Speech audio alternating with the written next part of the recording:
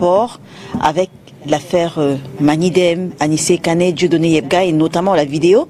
On vous a vu dans une vidéo qui a été abondamment relayée sur les réseaux sociaux, dans laquelle vous ne reconnaissiez pas être membre du bureau du Manidem, le bureau justement qu'on a retrouvé sur le site du ministère de l'administration territoriale, site que le ministre précise effectivement que le site a été piraté.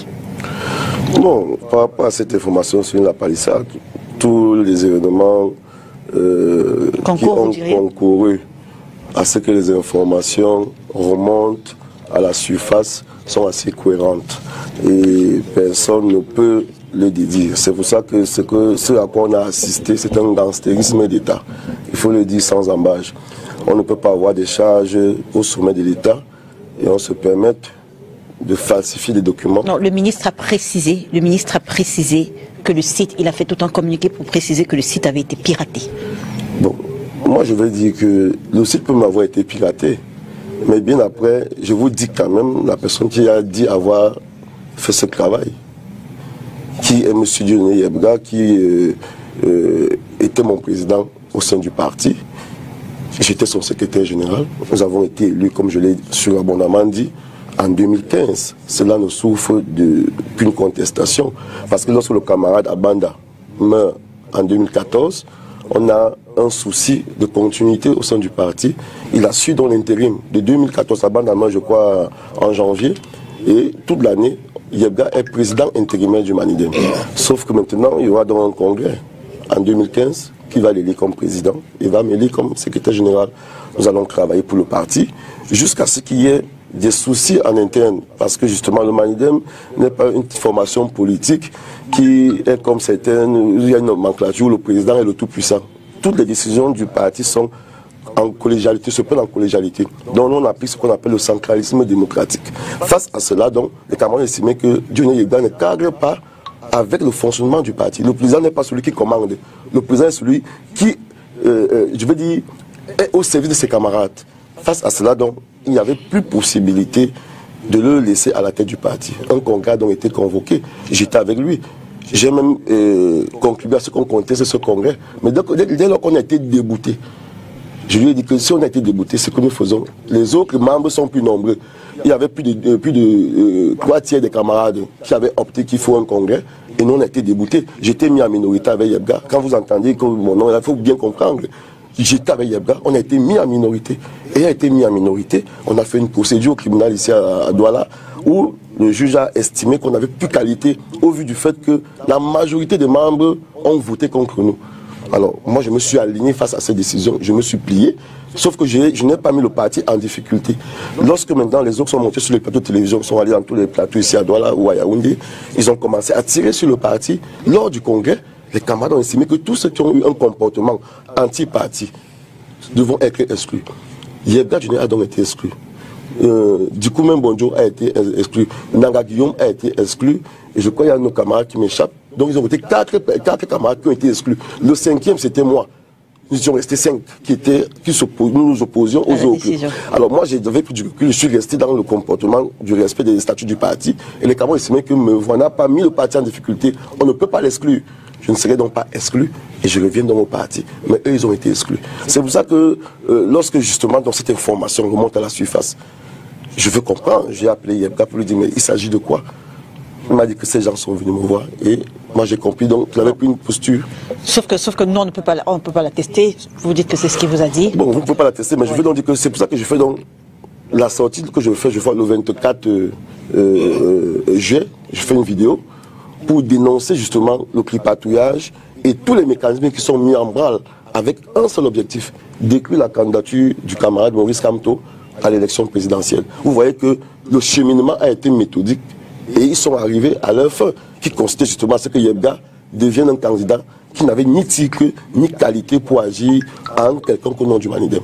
C'est une forfaiture. Mais vous savez quand même que la loi n'autorise pas l'enregistrement de quelqu'un à son insu et la publication de l'enregistrement. Non, ce qu'il faut dire, c'est Yebga qui enregistre. C'est Yebga qui enregistre. Je vous le dis, Yebga c'est un informaticien chevronné. Yebga m'enregistre, sauf que moi je ne suis pas en train, je ne suis pas dans une logique de calcul. Si vous suivez tout cet enregistrement, c'est plus de 41 minutes d'appel vocal. Alors, nous causons en tant que camarades, c'est parce qu'après, les actes qui vont s'opposer, c'est pour ça que... Mais si c'est lui qui enregistre, comment ça se retrouve sur les réseaux sociaux? Parce qu'il a causé avec d'autres camarades. Je suis pas ce camarade avec qui il a causé. C'est pour ça que c'est un document qui a fait le tour de plusieurs camarades. Donc ce n'est pas justement au fait. Très bien. Oui, permettez qu'on présente d'abord le professeur et puis vous allez dire un mot. Voilà, le professeur Moïse Timtien est avec nous, il est universitaire, enseignant à l'université de Tchang. Professeur, bonjour. Bonjour Léna, bonjour à tous les panélistes, bonjour à vous millions d'auditeurs. J'espère que vous m'écoutez très bien. Oui, on vous écoute très bien. Donc vous participez au débat depuis la ville de Tchang, c'est bien ça? Effectivement, je suis connecté, je suis en train de vous suivre en direct et donc je pourrais interagir avec tout l'ensemble du panel en temps réel. Je l'ai dit, vous êtes universitaire, vous êtes enseignant à l'université de Tchang. Donc voilà. André Luther Meka voulait dire quelque chose. Je voulais réagir oui, allez-y. Au propos de M. Mauvoir pour estimer que nous sommes dans le champ politique. Et je suis un peu embarrassé parce que je n'aime pas beaucoup parler des partis des autres, parler des querelles intestines dans les partis. Mais dans un moment où nous sommes dans une période électorale, il est important d'être prudent. D'être prudent du fait que depuis près d'une décennie, il faut le dire, le Manidem est sujet à beaucoup de querelles intestines.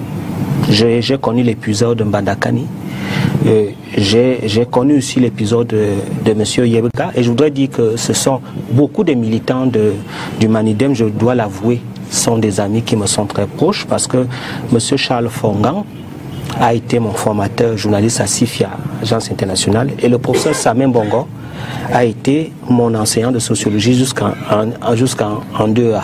Donc c'est un parti que je connais bien. Je voudrais signifier ici qu'il y a beaucoup de distractions et de manipulations dans ce qu'il se dit, dans ce qu'il dit aussi, parce que j'ai d'abord suivi, j'ai lu Madame Simone Ekane qui a dit qu'il y a des audios qui ont été enregistrés par rapport, n'est-ce pas, à la conversation que M. Yebga a eue avec les camarades du parti. Alors, lorsqu'il vient, il dit que c'est M. Yebga qui a enregistré, ça fait un véritable problème.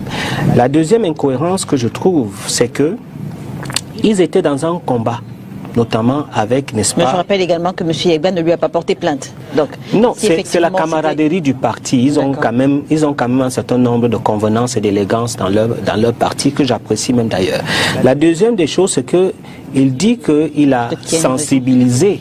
Il a sensibilisé son président d'antan, M. Yebga, de pouvoir abandonner le combat. Mais ils ont continué le combat. Parce que ce qu'il faut préciser, c'est qu'il y a eu un certain nombre de présidents qui sont partis d'une manière assez indécente. Et lui-même, il le dit sans le savoir, qu'il y a eu 5 membres qui ont été exclus. Parce qu'effectivement, il revendiquait un certain nombre de privilèges, il revendiquait, n'est-ce pas, la tête du parti. Un peu comme le professeur qui est du RDPC. Bon, non, bon, moi je sais de quoi je parle. Moi je sais de quoi. Non, je ne sais pas si c'était parce qu'il voulait des privilèges. Non, je sais de quoi je parle. Donc, il y a eu dans cette scission-là, et le combat n'est jamais fini. Le combat n'a pas été achevé. Et je rappelle encore le combat entre ceux qui ont exclu et ceux qui sont restés dans le parti. Mais je vous dis, monsieur... Non, vous allez reprendre... Non, c'est mon parti. Vous allez reprendre la parole. Non, c'est mon parti. Vous allez reprendre la parole. Je vous prie de m'écouter. Non, je vous prie, soyez poli. Je vous prie de m'écouter. Non, l'élégance des débats, je vous écouter religieusement. Parce que nous sommes là dans un paradigme conflictuel entre ceux qui ont été exclus...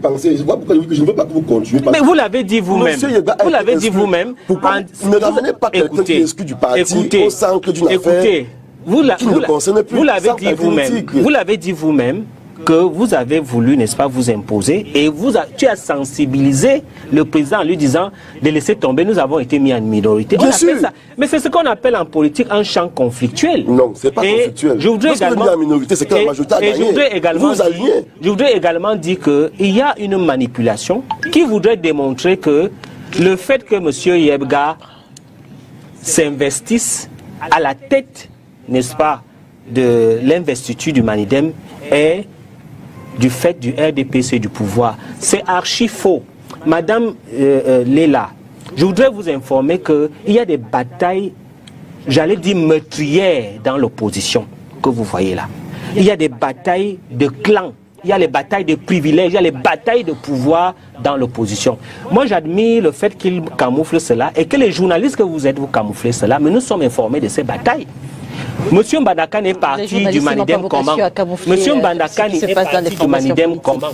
Interrogez Monsieur Mbandakane, il va vous parler. Monsieur Yebga Dieudonné est parti du Manidem comment? Vous allez l'interroger, un jour il parlera, il vous dira. Et je voudrais vous dire que M. Yebga a eu l'investiture du parti et ce sont certains membres du parti qui ont signé cette investiture. Et donc, M. Mevois ne peut pas venir faire la manipulation, démontrer... Vous n'êtes pas du Manidem. Ce que vous dites là, c'est archi faux. Je suis en train de vous... Monsieur Yebga ne milite plus dans le parti depuis 2018. Il a été faussement et frauduleusement exclu du parti. C'est faux. J'étais son secrétaire général. Je vous dis que j'ai mené le combat avec lui. Je dis que nous étions 5 membres. Mais vous-même, vous êtes en minorité dans ce que vous dites. Parce que les 5 membres qui ont été exclus. Oui. Les 4 membres. Les 4 membres qui ont été exclus. Oui. Mais... naturellement, vous êtes resté seul. Ça veut dire que vous êtes le pion de l'affaire. Et vous êtes d'autant plus le pion de l'affaire qu'on envoie dans les médias pour discréditer M. Yebga. Je trouve que c'est inélégant, monsieur. Très bien. C'est inélégant. C'est inélégant. D'ailleurs, moi, je trouve que c'est inélégant de parler de quelqu'un qui n'est pas là et qui n'est pas représenté et qu'on vienne, n'est-ce pas, le salir ici. Je vous dis, et je vous répète, Madame Léla Nganzo, que le Manidem a de sérieux problèmes de leadership. On aura l'occasion d'en parler justement. On aura l'occasion d'en parler. C'est important de savoir. Et je vous dis encore que tous ceux qui se présentent là, qui ont eu l'opportunité de se présenter dans les partis politiques de l'opposition, c'est des gens qui ont été frustrés, écartés et qui veulent, n'est-ce pas, discréditer ceux qui sont à la tête. Clarifiez rapidement et on donne la parole au professeur pour parler du Conseil constitutionnel. Je vais dire que M. Meka est membre du RDPC, il n'en sait rien du Manidem. C'est ce que vous croyez. Tout ce qu'il raconte là. Mais vous parlez du RDPC. Est-ce que vous êtes dans le RDPC? Je dis bien que 4 personnes ne font pas un parti, ou 5 personnes, par rapport au nombre de autres camarades qui nous ont mis en minorité. C'était des gens qui avaient des fonctions précises. On n'est pas au RDPC chez nous, vous confondez tout. Vous n'étiez pas secrétaire général. Il y avait un congrès qui était projeté, on a voulu bloquer ce congrès. Nous connaissons comment. En tout cas, le congrès a exclu les membres. Je vous ai dit que les camarades ont eu un comportement anti-parti, ils ont été exclus. Dès lors qu'ils ont été exclus, pourquoi mon coco Mondou n'a pas revendiqué? Calmez-vous. Monsieur Naga fait des postes pour dire qu'on avait été exclu et chacun s'est résigné. Il est rentré dans son village et il a créé une association de consommateurs pour que gouverne. Je suis membre de l'association de Seyega. Que vous dites que je veux vilipender. Non. Est-ce qu'il a abandonné la lutte? Il n'est plus du parti. Il n'était plus du parti. Non, monsieur Meka. Très bien. Monsieur Meka, je crois que vous êtes à l'université à Douala, comme on dit souvent. Si on exclut un étudiant à l'université de Douala, il est exclu. À l'université, des universités ou du Cameroun. Bon, oui, je prends un exemple. Il peut faire des recours. Il peut faire des recours. Et si c'est recours, Yebga et moi, on a donc fait un recours au niveau du tribunal. On a été débouté. Quand tu es donc débouté, tu fais quoi? Tu peux t'inscrire de force. Et qu'est-ce qui lui a donné la légitimité de se présenter avec des investitures? Très bien. Des faux documents. Vous donnez l'information que vous refusez de donner au Cameroun. Laquelle? On estime que M. Anissé Kane a investi quant de son propre chef et seul. Et c'est ça qui fait le problème. La lettre d'investiture, qui signe la lettre d'investiture? C'est 5 membres ou 10 membres qui signent la lettre d'investiture? C'est le président du parti. Ça a été débattu. Dès lors que le président du parti signe l'investiture seul, ça veut dire qu'il peut avoir la capacité, n'est-ce pas, de pouvoir le faire seul. Je suis en train de vous dire, monsieur Mouba, le comité de direction et le bureau politique peuvent investir et le président ne va que transcrire ça en signature. Et dans le cas, c'est le bureau politique et le comité de direction, dans le cas d'espèce. Il y a même eu une réunion par rapport à ça. Il n'y a pas eu de réunion par rapport à ça. Vous racontez tout ce qui est faux. Écoutez ce que je vous dis. Sauf que lui, il est militant du Manidem. Je ne sais pas de quoi et on parle du Manidem. Très bien. Permettez qu'on prenne le professeur. Permettez. Voilà. Monsieur. André Luther Meka. Monsieur Mevois. Il a été un membre important du parti. Vous ne pouvez pas le discréditer dans les médias. André Luther Meka et monsieur Mevois. André Luther Meka et monsieur Mevois. On parle.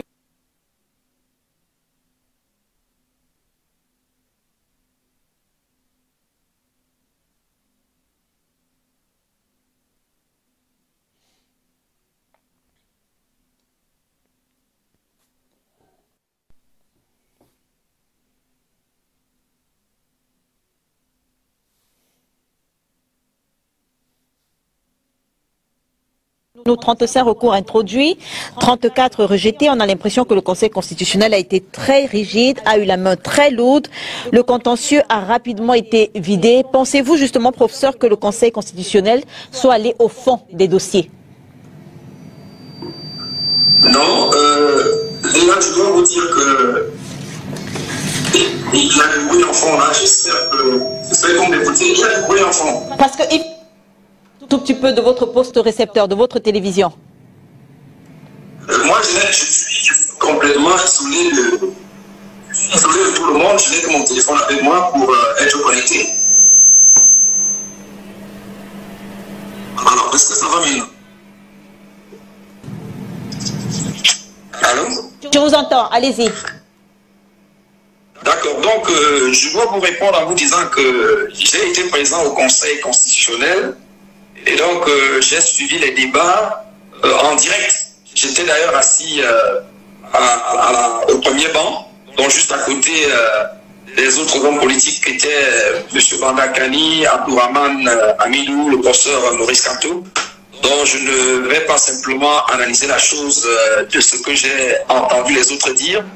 J'analyse la situation par rapport à ce que j'ai vu et entendu, n'est-ce pas, et en mobilisant notamment l'expertise qui est la mienne en tant qu'universitaire, mais surtout spécialiste du droit processuel. C'est vraiment ma spécialité.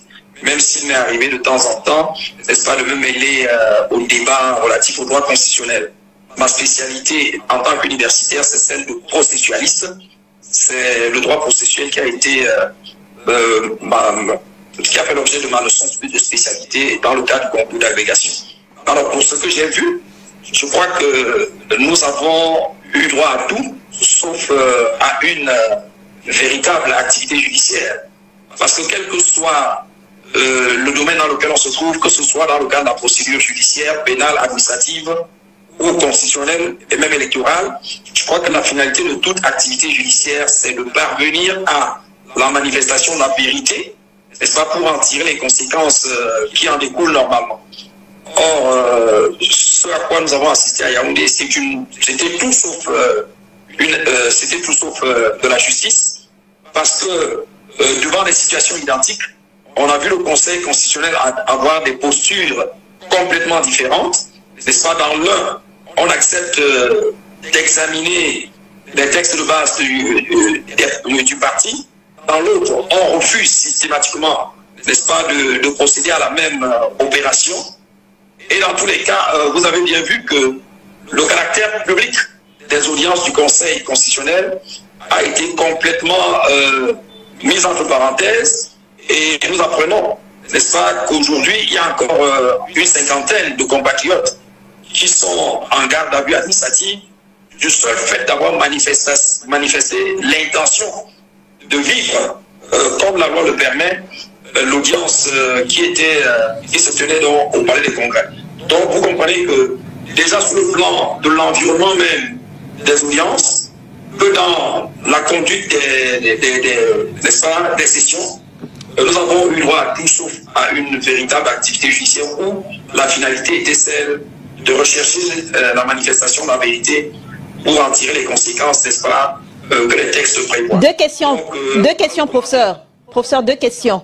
D'abord, est-ce que le Conseil constitutionnel est obligé de laisser filmer les audiences? Et puis la deuxième, vous avez dit tout à l'heure que dans certains cas, le Conseil constitutionnel est allé enquêter à l'intérieur des formations politiques. Dans quel cas précisément?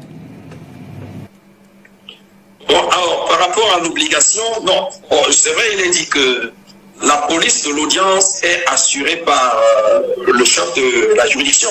Ça veut dire que c'est le président du tribunal, c'est le président du Conseil constitutionnel qui doit garantir, n'est-ce pas, que l'activité judiciaire se tienne dans les conditions d'ordre et de discipline.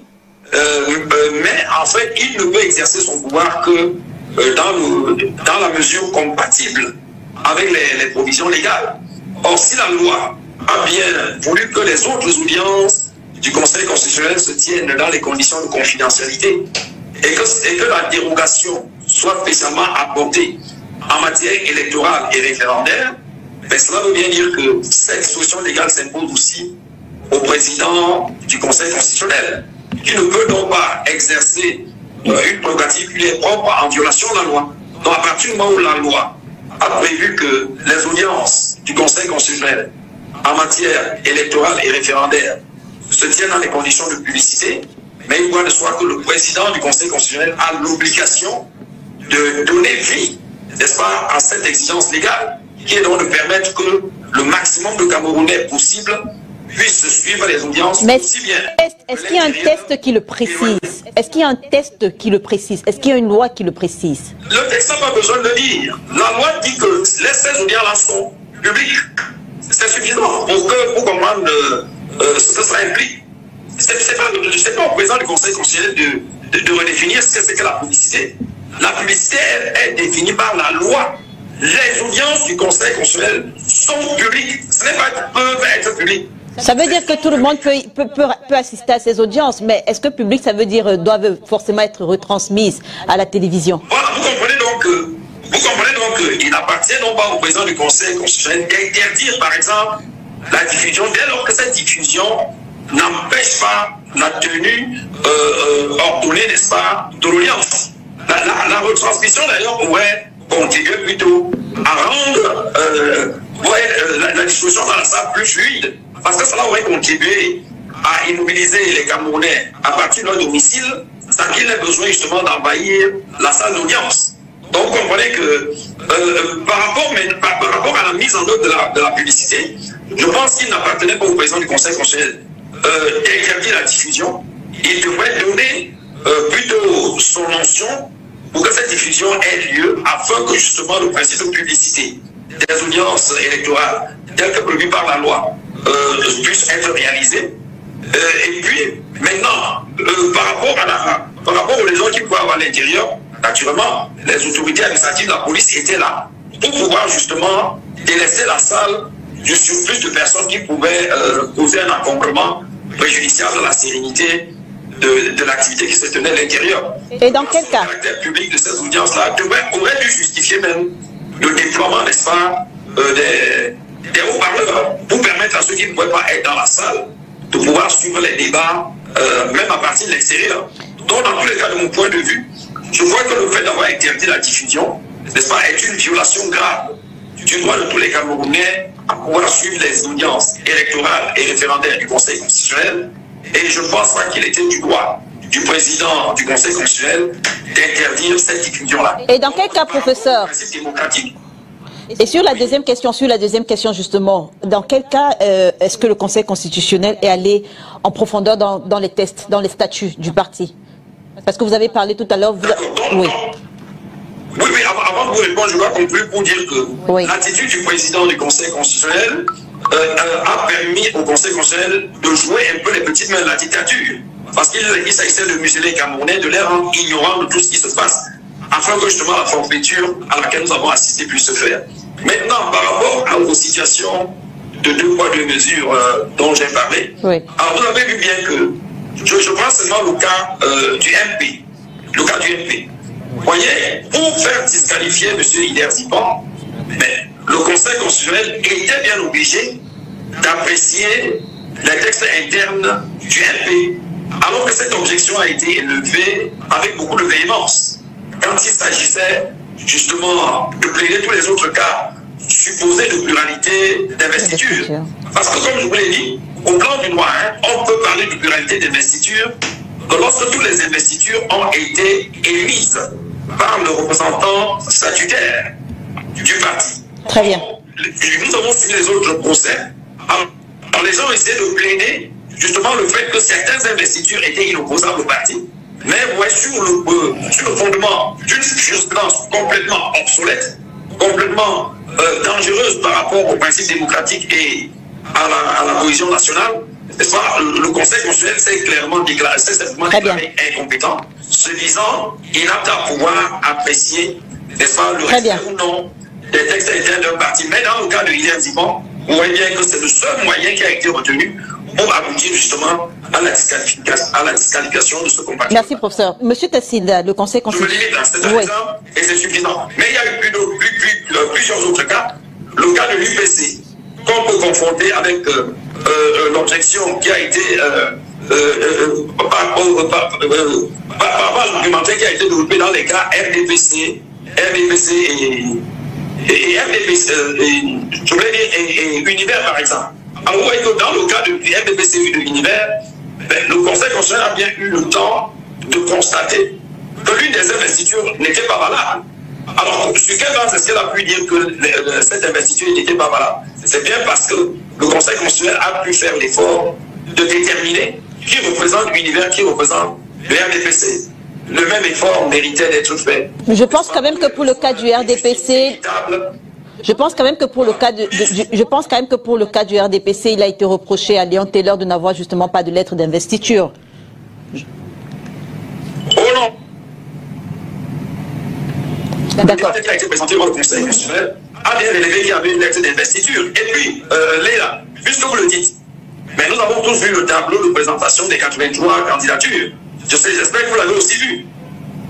Alors, dans ce tableau, sur quoi ELEC s'est-il fondé pour dire que Léon Taylor a été présenté par le RDPC? Vous voyez, c'est quand même sur la base de ce qu'il y avait des éléments pour établir que la candidature de Léon Taylor avait un lien avec le RDPC. Très bien. Et c'est ce que nous avons vu pour tous les autres candidats. En dehors des cas des candidats indépendants, tous les autres qui étaient supposés présentés par les partis étaient affichés. Très bien. Comme étant présentés par ces partis. Merci, professeur. C'était suffisant. Si la jurisprudence était de retenir la pluralité d'investiture pour adopter la même attitude, je crois que ça aurait bien valu. Aussi bien pour le RDPC que pour l'univers. Merci, professeur. N'est-ce pas, dont le tableau d'affichage des LECAM les présentait comme étant investis par un parti précis. Merci, professeur. On reviendra tout à l'heure avec vous. Monsieur Tassinda, le Conseil constitutionnel dit le droit. Le Conseil constitutionnel a un rôle important à jouer également dans la régularité de l'élection. Le Conseil constitutionnel recherche la vérité et donc, le professeur le disait, peut aller à l'intérieur des statuts, des formations politiques, des tests internes des partis politiques pour dire le droit. Est-ce que les 4 et 5 août, le Conseil constitutionnel du Cameroun a dit le droit? De mon point de vue, oui. Je veux pas aller dans le même sens que le professeur. C'est un constitutionnel chevronné. Il fait partie de la crème que nous avons, qui enseigne dans nos universités. Il peut avoir un avis politique, c'est de son plein droit. Moi, je fais partie de ceux qui pensent qu'il faut respecter et donner de la valeur à nos institutions. Pourquoi je le dis? Vous n'avez des conseils constitutionnels tranchent sur des enjeux politiques éminemment importants. Dans aucun pays au monde, les gens y sont satisfaits. Les hommes politiques ont ça en eux, c'est que les hommes politiques ont une tendance à refuser d'avoir affaire à la justice de façon globale. Les hommes politiques refusent d'être épinglés par la justice, d'être contredits par la justice. Quand vous regardez le Conseil électoral a validé 13 candidatures. Le Conseil constitutionnel en a réduit la candidature d'une.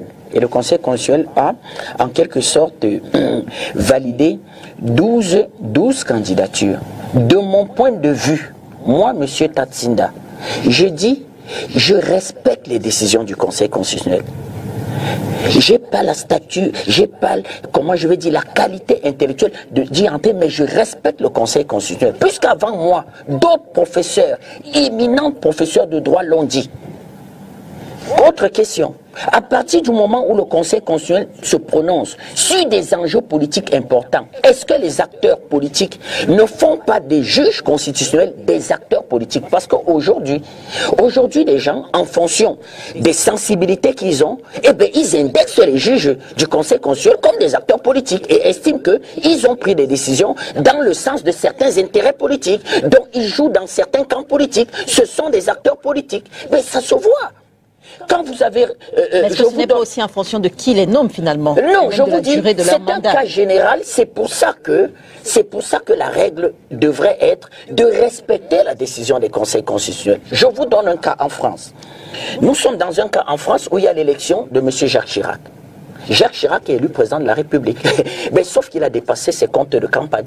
Et en France, il y a 2 mesures qui peuvent être prises. Soit une amende, soit les validations, en quelque sorte, de l'élection à partir du niveau de dépassement des comptes de campagne. Le Conseil constitutionnel se rend compte que oui, on a atteint le niveau véritablement de dépassement de comptes de campagne qui peut amener à une décision d'invalidation de la candidature. Sauf que le Conseil constitutionnel a un problème.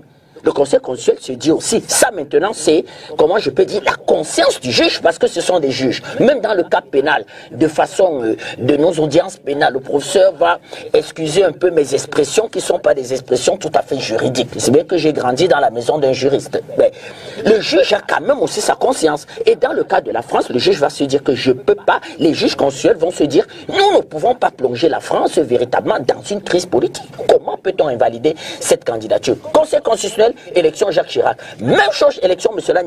Nicolas Sarkozy. On se rend compte effectivement que largement il a dépassé ses comptes de campagne et que ses comptes de campagne étaient faux, maquillés. Il fallait là-bas aller à l'invalidation, c'est-à-dire une application stricte de la norme aurait été l'invalidation de l'élection de M. Nicolas Sarkozy. Les juges constitutionnels aussi, souvent nommés par le pouvoir en place, eh bien, vont estimer avoir, à partir de leur conscience... Est-ce que ce que vous dites, c'est que les juges constitutionnels en France se sont nommés exactement de la même façon qu'au Cameroun? Pire même, Madame Leïla, je vous donne un cas. M. Roland Dumas a été président du Conseil constitutionnel en France. Qui est Roland Dumas? Monsieur Roland Dumas est ami d'enfance de Monsieur François Mitterrand, compagnon de la résistance de Monsieur François Mitterrand, avocat de la famille François Mitterrand, ami personnel de la famille François Mitterrand, membre du Conseil national du Parti socialiste de François Mitterrand, indéboulonnable ministre des Affaires étrangères de Monsieur François Mitterrand. Monsieur Roland Dumas a été nommé président du Conseil constitutionnel. Je peux vous prendre le même exemple avec Monsieur Bernard Debré, qui était directeur de campagne de Monsieur Jacques Chirac, dont le père a été en quelque sorte premier ministre de M. De Gaulle, qui a été nommé au Conseil constitutionnel. Je peux vous prendre le cas de M. Laurent Fabius, qui a été nommé au Conseil constitutionnel encore par un parti de gauche. Donc, la nomination au niveau des conseils constitutionnels. Donc, nous pouvons rentrer dans une guéguerre interminable. Nous disons tout simplement que, effectivement, faut valider. En France, trois membres sont nommés par décision du président de la République, lequel désigne aussi le président du Conseil constitutionnel, madame. Je le sais en France. Pour ça, nous parlons du président du Conseil constitutionnel. Au Cameroun, tous les membres du Conseil constitutionnel, même si la loi dit également qu'il y en a qui doivent être nommés par le président de l'Assemblée nationale, le président du Sénat. Heureusement que vous le dites. Voilà. Vous le dites. Mais au finish, on se rend compte que tous les membres ont été nommés, enfin la décision qui faisait savoir que tel ou tel est membre du Conseil constitutionnel. La même décision a été rendue dans une même sortie du président de la République. Qu'est-ce que vous en savez des consultations? Et je vais plus loin. Comment sont nommés les membres de la Cour suprême aux États-Unis? Est-ce qu'il y a unanimité?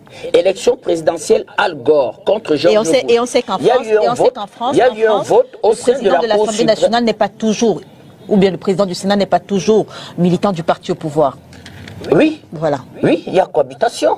Souvent en France, mais je parle de la nomination et du président du Conseil constitutionnel. Et maintenant, je vous donne un exemple pour vous expliquer que les tendances des membres du Conseil constitutionnel en France ne peuvent pas forcément aller dans le même sens. Ce n'était pas ça le sens de ma démonstration. Le sens de ma démonstration était que à chaque fois qu'un Conseil constitutionnel se prononce sur des enjeux politiques énormissimes, cette décision fait face en quelque sorte à la réprobation du parti politique en quelque sorte, qui ne se sent pas concerné par ça. Aux États-Unis, jusqu'à présent, il y a des contestations sur l'élection de M. George Bush. Parce qu'on estime que le vote qui a eu lieu au sein de la Cour suprême des États-Unis pour désigner entre M. Al Gore et M. George Bush, président de l'élection présidentielle, eh bien, effectivement, ce vote avait des tendances politiques par rapport aux membres de la Cour suprême. Donc, notre Conseil constitutionnel s'est prononcé. Le professeur de droit, certainement, y voit des failles juridiques. D'autre part, je crois que il faut l'accepter, d'autant plus que M. Kamto a déjà été président, a déjà été candidat à l'élection présidentielle au Cameroun. Très bien. André Luther Meka avant le professeur. André Luther Meka avant le professeur et M. Mévois, depuis 2011, le Rassemblement démocratique du peuple camerounais, votre parti, n'a pas tenu de congrès. On est d'accord ou pas? Non, je voudrais d'abord... Non, la question, je veux dire, la question arrive. Je voudrais... Est-ce que le RDPC a tenu un congrès depuis 2011? Je voudrais dire que nous ne sommes pas tenus de faire un congrès. Nos statuts démontrent que le bureau politique peut abroger ou proroger, n'est-ce pas, le congrès et le mandat du président national. L'absence de ce congrès est décriée par votre camarade Léon Taylor-Onana. Pourtant, les sages du Conseil constitutionnel n'ont en aucun cas inquiété la candidature de votre président national, du président Paul Biya, ce qui laisse supposer qu'il serait allé dans les statuts du RDPC pour savoir justement que le bureau politique du RDPC peut proroger ou non le mandat du président de la République. Alors, le débat est clos. Maurice Kamto est donc candidat à l'élection présidentielle comme il avait annoncé il y a quelques mois, mais pas sous la bannière du MRC. Cela peut faire certains déçus, voilà, les vrais militants du MRC, mais les fans de l'homme, Maurice Kamto, ceux qui l'apprécient, ceux qui sont sympathisants, eux, ils n'ont pas de problème avec ça. Peu importe la bannière sous laquelle Maurice Kamto va se présenter, pour eux, c'est une occasion de changement, d'alternative. Mais franchement, personne n'a vu ça venir. Ça, il faut vraiment le dire. Personne n'a vu venir ce que Maurice Kamto a fait. Il a surpris tout le monde, y compris moi. Mais c'était quand même prévisible qu'il se présente sous notre parti, mais pas celui du Malidem. Donc le choix du Malidem est un choix surprenant, un choix étonnant au vu des idéologies différentes du MRC et du Malidem, le Malidem qui est une sorte de branche de l'UPC. En tout cas, Maurice Kamto s'est présenté, mais la candidature n'est pas encore validée parce que le processus de validation de la candidature doit respecter les critères. Maurice Kamto a donc choisi un parti politique qui a des élus, mais la façon d'être investi, est-ce que c'est une façon qui est conforme aux normes des LECAM? On le saura dans quelques jours. Est-ce que le ministre de l'administration territoriale ne va pas intervenir, comme il a l'habitude de le faire, dans certains dossiers? Est-ce que avoir déclaré chez un commissaire de police, cela est suffisant? Est-ce que la démission est actée? Est-ce que le temps de constatation de la démission du MRC est acté? Voilà, parce qu'il y a pas mal de théories qui circulent. C'est pas encore très clair. Donc je ferai une vidéo où on va expliquer les règles de candidature, voilà, pour être président, de bout en bout, dans tous les détails, toutes les conditionnalités, et puis les autres arguments de ceux qui pensent que la candidature pourrait être rejetée. Donc, Maurice Kamto a déposé sa candidature. Cela a surpris tout le monde. Élection présidentielle au Cameroun, c'est chaud. C'est vraiment chaud, c'est vraiment chaud. Souvenez-vous, il y a un parti, le Malidem, qui a décidé d'investir le professeur Maurice Kamto du MRC, parce que lui n'a pas les élus pour se présenter aux élections. Mais ce qui se passe, c'est que le président du MRC, qui s'est fait investir par Anissé Kane du Malidem, ce dernier n'est désormais plus reconnu par le ministère de l'Intérieur. Son nom a été carrément modifié cette nuit sur le site du ministère de l'administration territoriale, qui est l'équivalent du ministère de l'Intérieur en France. On a changé le nom du président pour mettre le nom d'un certain Dieudonné Yebga, qui est celui-là reconnu par le ministère de l'Intérieur comme président du Malidem. Conséquent, si cela est confirmé après par le Conseil constitutionnel, l'acte signé par le président du Malidem investissant Maurice Kamto devient nul. Gros danger, grosse épée de Damoclès sur la tête de Maurice Kamto. Qu'est-ce qui va se passer? Les élections camerounaises avec pas mal de rebondissements, 83 candidatures, une investiture inattendue, un parti entre guillemets appelé Yango par les adversaires. Qu'est-ce qu'on n'a pas encore vu? En tout cas, on n'a pas encore tout vu. Ça ne fait que commencer, nous sommes qu'en pré-campagne. Mais qu'est-ce qui va se passer si jamais Maurice Kamto est débouté par le Conseil constitutionnel? En tout cas, ses partisans sont aux aguets. Ils attendent ce qui va se passer. Nous aussi on attend. On verra bien ce qui va se passer.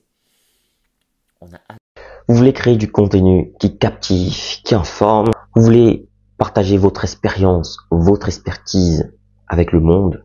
Vous voulez gagner de l'argent avec ce que vous aimez. Alors, ma formation, elle est pour vous. Cette formation, elle est taillée sur mesure pour vous.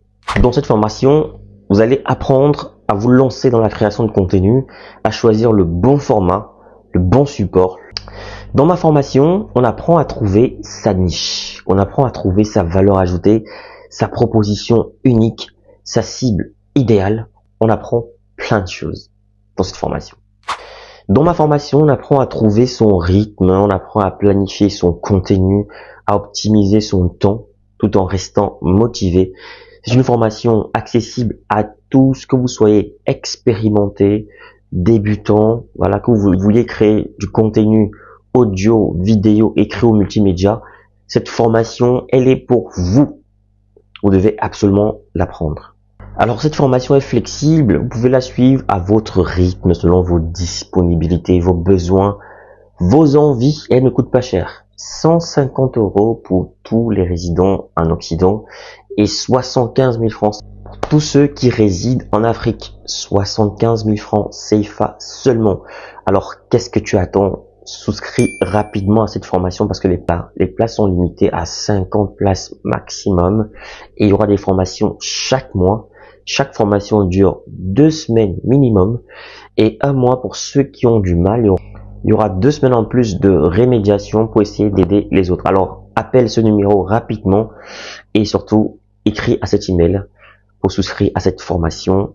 Voilà, le numéro, je rappelle, 0467 81 59 18 précédé du plus 32. Donc, je reprends, plus 32 0467 ou alors plus 32 467 81 59 18 disponible bien sûr par appel et sur WhatsApp ou alors écrivez-moi tout simplement par mail pour souscrire à votre formation. Donc je vous attends nombreux et les places sont très limitées. Donc à très bientôt.